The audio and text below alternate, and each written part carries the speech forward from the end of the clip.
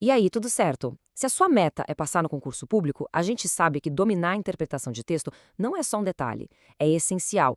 E para isso, existem dois pilares: coesão e coerência. Hoje, a gente vai desvendar essas ferramentas para que qualquer texto de prova fique, super claro. Bora mergulhar nisso? Quem nunca passou por isso, né? O relógio correndo, aquele texto gigante na frente e as ideias parecem que não se encaixam. A gente lê, relê e pensa: tá, mas o que o autor quis dizer com isso? Pois é, essa confusão toda geralmente acontece porque a gente não percebe as pequenas pistas que ligam as partes do texto. E é exatamente aí que entra a coesão. Pensa nela como se fosse a costura de uma roupa, ou as peças de um quebra-cabeça se encaixando. A coesão é o que amarra as palavras, as frases e os parágrafos, criando um caminho lógico para nossa leitura. Pegar a manha disso é a chave para não se perder no meio do caminho. Olha só o nosso plano de voo para hoje. A gente vai começar entendendo o que é essa tal de coesão. Depois vamos explorar as ferramentas dela, mergulhar na coerência e, no final, juntar tudo isso para ver como aplicar na hora da prova e garantir aqueles pontos. Então, vamos lá. Começando pelo começo. A coesão é a parte que a gente vê, sabe? É o esqueleto, a estrutura gramatical que conecta tudo no texto. É sobre como uma palavra se liga na outra. Ou seja, quando a gente fala de coesão, a gente está falando da cola gramatical do texto. São aqueles pronomes que retomam uma ideia que já foi dita, as conjunções que mostram causa, consequência. É isso que faz a leitura fluir, que o texto não pareça só um monte de frases jogadas. Agora, atenção aqui. Um dos tipos de coesão que mais cai em concurso é a referencial.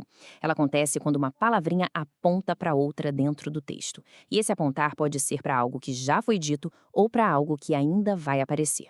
E essa coesão referencial tem duas ferramentas principais: a anáfora e a catáfora. Pensa assim: a anáfora é meio nostálgica, ela olha para trás, retomando algo que já apareceu. Já a catáfora olha para frente, ela cria uma expectativa, aponta para algo que ainda vai ser dito. Entender essa diferença é ouro, porque as bancas amam cobrar isso. Olha esse exemplo clássico de anáfora. O pronome ela está se referindo a quem? A Dolores, que já foi mencionada. Seu poder é o poder de quem? Da Dolores. E o pronome o retoma a palavra poder. Viu? Todas essas palavras apontam para trás, para o que já foi dito. Isso evita a repetição e deixa o texto amarradinho. Agora, aqui o movimento é o contrário. Quando o texto diz este novo produto, ele cria um suspense, né? A gente fica se perguntando: que produto? A resposta só vem depois. É o shampoo ela. O pronome apontou para frente, antecipou uma informação. Isso é catáfora em ação. Mas claro, a coesão não é feita só de anáfora e catáfora. Existe todo um arsenal de recursos que os autores usam para conectar as ideias. Vamos dar uma olhada em alguns que são super importantes. Vamos passar rapidinho por essas quatro. Elipse é quando a gente omite um termo que está óbvio, como o sujeito ele ali no exemplo. Nominalização é transformar um verbo em nome, tipo testemunhar, que vira testemunho. Epíteto é usar uma qualidade para falar de alguém, tipo chamar o Glauber Rocha de o cineasta mais famoso. E o termo síntese é uma palavra que resume um monte de coisas, como chamar burocracias e taxas de essas limitações. São todos truques para deixar o texto mais elegante. Outra forma muito inteligente de fazer coesão é a lexical. Aqui, em vez de ficar repetindo a mesma palavra toda hora, o autor usa sinônimos ou palavras do mesmo universo. Por exemplo, se o tema é um sentimento bom, ele pode usar amor, êxtase, alegria, mantém o foco sem ser cansativo.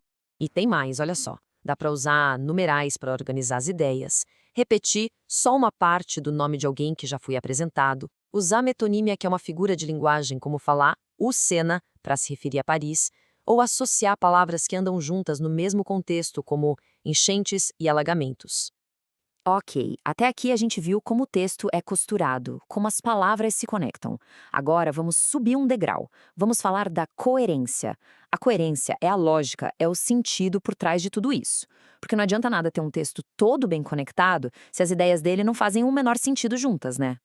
Então, para ficar bem claro, coesão é a forma, a estrutura. Coerência é o conteúdo, o significado. É a coerência que garante que o texto seja entendido, que não tenha ideias batendo de frente uma com a outra, é a harmonia do pensamento. E o melhor jeito de entender o que é coerência é olhar para quando ela falha. É isso mesmo. As bancas de concurso adoram explorar essas falhas de lógica para testar a atenção. Vamos ver alguns tipos de derrapadas na coerência. Para ilustrar uma falha de coerência narrativa, vamos pegar uma história que, olha, todo mundo conhece, mas que tem um pequeno furo no roteiro. Vamos pensar na história da Cinderela. Exatamente. Isso aí é uma incoerência.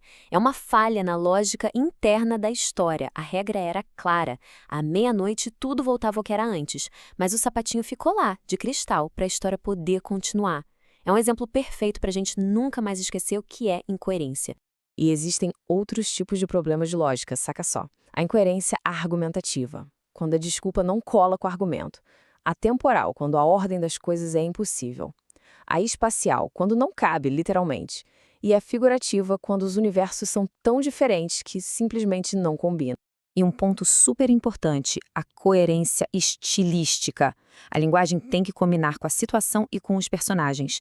Imagina um personagem que o texto descreve como super simples, sem estudos, e de repente ele começa a falar usando a norma culta, todo formal, quebra totalmente a lógica e a coerência da personagem. Certo, já vimos a teoria. Agora vamos para o que interessa, a aprovação. Como é que todo esse conhecimento vira ponto na sua prova de concurso?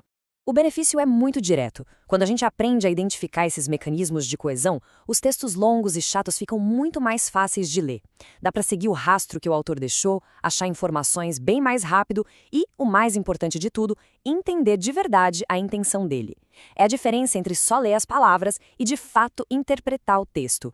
Para fechar, fica aí essa reflexão. Depois de tudo isso que a gente conversou, qual dessas ferramentas ficou mais clara na sua cabeça? Fica o convite para, na sua próxima leitura, começar a caçar esses elementos no texto. Praticar isso agora é o primeiro passo para transformar a interpretação de texto numa vantagem na sua prova.